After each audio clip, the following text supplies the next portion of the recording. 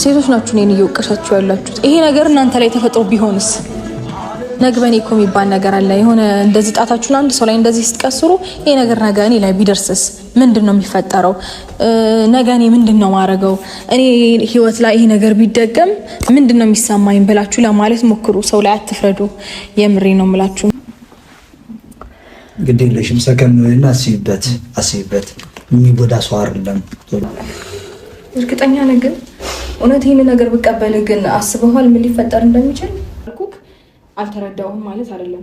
ስለተረዳው ደግሞ አብሬክ መቀጠል ማለት አለብኝ አይደለም።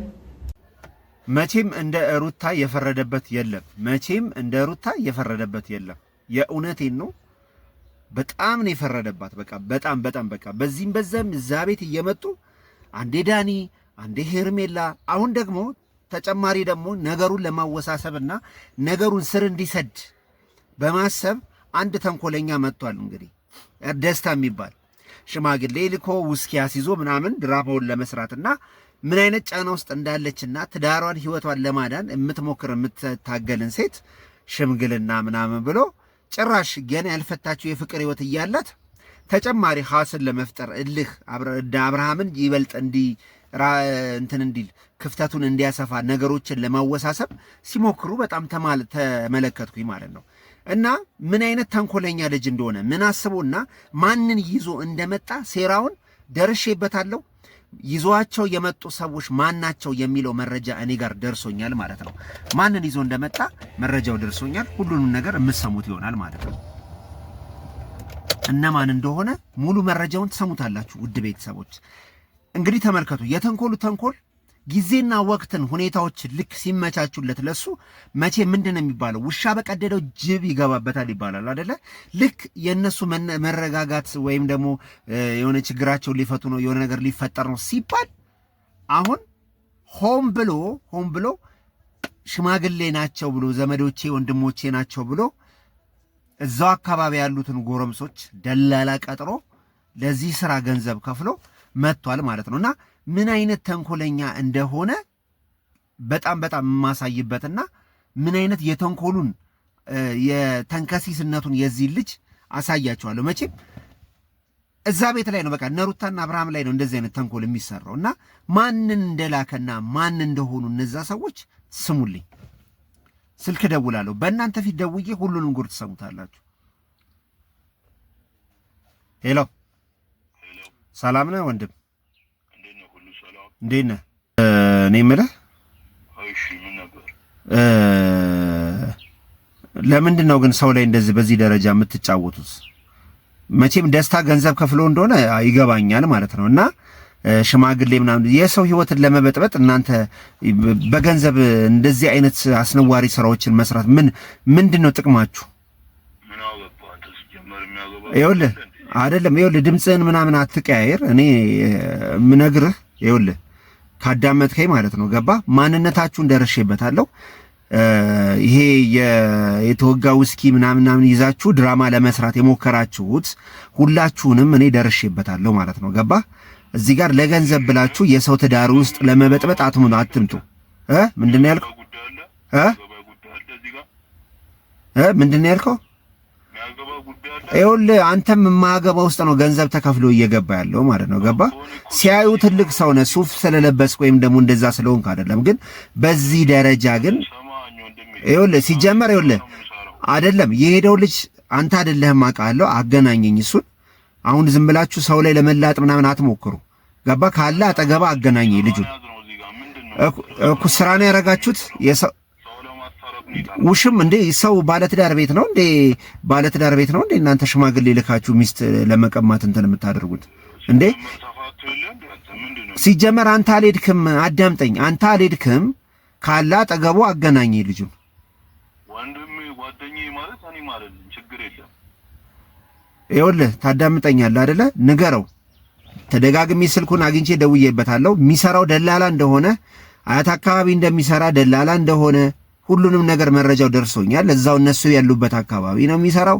የራሱ ደስታ ከዚህ በፊት ከፍሎ ካሰራው ልጅ ጋር አብራችሁ እንደምትሰሩ በደንብ አውቃለሁ። እዚህ እንትና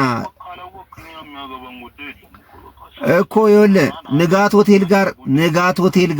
ሆቴል ጋር እንደምትውሉ አውቃለሁ። ገባ አይደለ? እኔ ሁሉንም መረጃችሁ ስላለኝ ነው።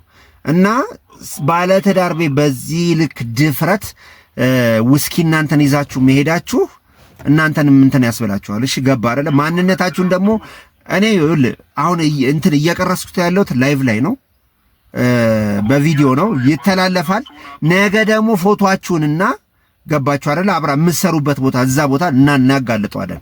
ለገንዘብ ብላችሁ ግን ንገረው፣ ለዛ ለደስታም ሁላችሁም ሊከፍል ይችላል፣ ግን ይህን ነገር እኛ አጋልጠዋለን። እሺ በገንዘብ የሚመጣ እንደዚህ አይነት የሰውን ትዳር ለማፍረት ገንዘብ አይሆናችሁም። ልቦና ይስጣችሁ። እሺ ትዳር እንዳላት አላቅም። እሺ አሁን አጠገብ ካለ አገናኘኝና ምክንያቱን ያስረዳ። ፊት ለፊት መነጋገር ስላለብን ለወዴዝ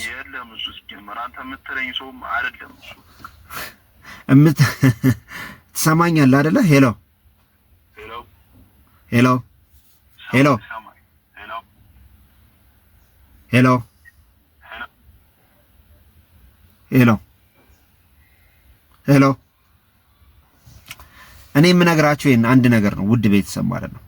ግራም ነፈሰ ቀኝ የእናንተን ህይወት ለማፍረስ በእናንተ ህይወት ውስጥ ጣልቃ ገብቶ ነገሮችን ለማወሳሰብ እናንተን ለማድረግ እስከ ጥግ ድረስ ይሄዳሉ። ኦልሬዲ ልጁን አላገኘሁትም። እኔ መሆኔን ሲያቅ ሌላ ሰው አገናኝቶኝ ለመላጥ ምናምን ሞክረዋል። እኔ ግን በዚህ አልለቃቸውም።